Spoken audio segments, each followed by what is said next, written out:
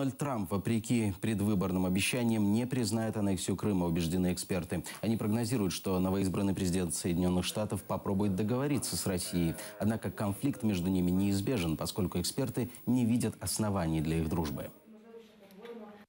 Ті санкції, вони насправді не настільки болючі для Росії в цілому, але надзвичайно болючі для Криму, вони залишаються. Вони ефективні насправді.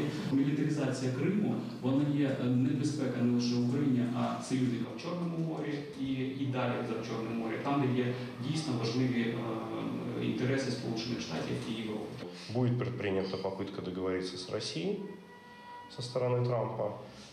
Скорее всего, платформой переговорной будет деоккупация Донбасса в обмен на нейтральный статус Украины. Те или иные гарантии со стороны американцев не принимать Украину в НАТО. Эти договоренности долго не проживут. Обе стороны друг друга кинут.